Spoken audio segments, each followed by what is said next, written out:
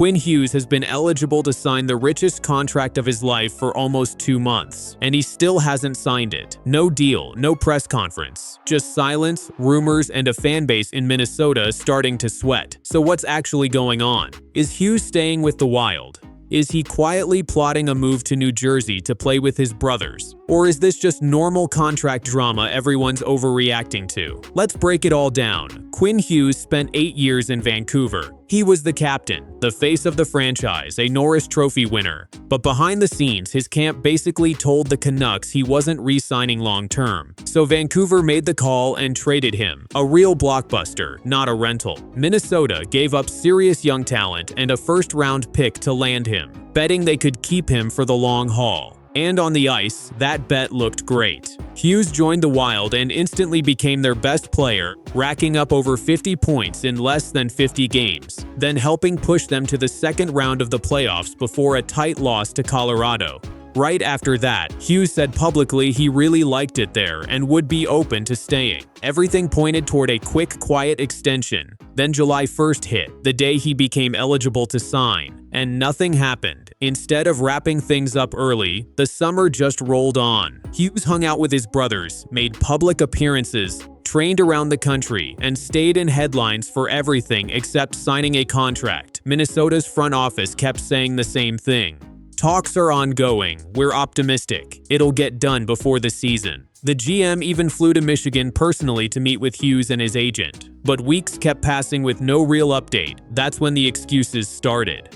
Fans kept pointing at other unsigned stars, especially Cale Makar, saying these deals just take time, and once Makar signs, the market will finally be set. But Makar's situation was never really comparable. Nobody thought Makar was leaving Colorado. It was basically a formality the whole time. Hughes' situation has always felt more uncertain, so leaning on Makar as the reason nothing's happened with Hughes was always a bit of a stretch. And now that excuse might be running out, with reports saying Makar's deal with Colorado is closing in fast. Once that's official, there's a lot more pressure on Minnesota and Hughes to actually get something done. So if it's not really about waiting on Makar, what is it? By most accounts, it's not about the money. Both sides seem roughly aligned there, with the market exploding for elite players. Hughes is expected to land somewhere around 18 to 20 million a year, more than double his current deal, and nobody's really fighting over that number. The real sticking point is the length of the contract. Minnesota wants Hughes locked up as long as possible, which makes sense. They gave up a lot to get him, and a long-term deal gives them certainty for years. There's also a deadline pushing things along. Under the new CBA, the maximum contract length is shrinking from 8 years down to 7 starting mid-September. So the Wild have been racing to get an 8-year deal done before that window closes for good. But Hughes reportedly wants something shorter,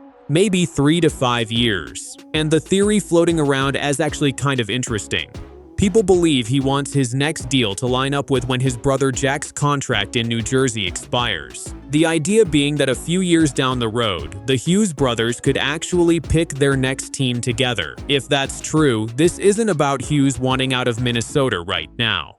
It's about keeping his future flexible. That's a very different problem than a player who simply doesn't want to be somewhere, and it's worth remembering that distinction every time a new rumor pops up. Naturally, anytime a superstar goes unsigned this long, trade rumors start flying. And this summer, they specifically linked Hughes to the Devils, given his brother plays there. But league sources have pushed back hard, calling those trade rumors completely made up, and flatly denying Minnesota has talked to New Jersey or anyone else about moving Hughes. So right now, there's no real evidence this is heading toward a trade. It looks like a straightforward, slow-moving negotiation. The Wild aren't shopping him.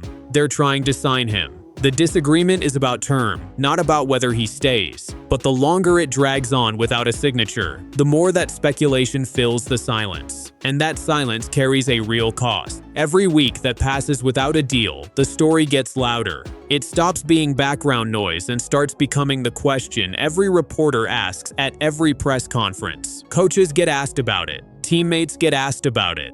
Eventually, it becomes the storyline that follows this team into training camp, whether they want it to or not.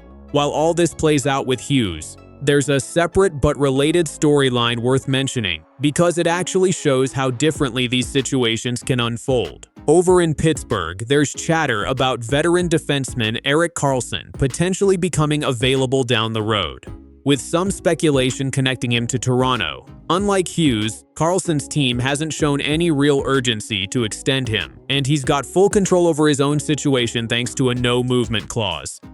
Most people around the league think that if Pittsburgh has any kind of respectable season, Karlsson stays put. But if the team falls out of playoff contention by the deadline, that calculus could change fast. The reason this matters for the Hughes conversation is simple. It's a reminder of how different call can look depending on the player and the team involved. Karlsson's situation is genuinely uncertain, with a team that hasn't committed to keeping him around. Hughes' situation is basically the opposite, a team publicly begging to keep him, with ownership going on record saying they want him long-term. The uncertainty here isn't about desire, it's about the fine print. Minnesota traded away real young talent and a first-round pick for Hughes. If they don't lock him up, that entire trade risks becoming a half-season rental that costs them a chunk of their future. A disaster for the front office, and a huge setback for a team trying to build something lasting. But if they do sign him, even to a shorter deal, they've got arguably a top 2 defenseman in the entire league anchoring their blue line heading into a real Stanley Cup window. For a franchise that's been building for years without breaking through, that could genuinely be the difference between being good and being dangerous. For Hughes personally, this decision shapes the next chapter of his career either way. Sign short, and he keeps his options open to eventually reunite with his brothers somewhere down the line.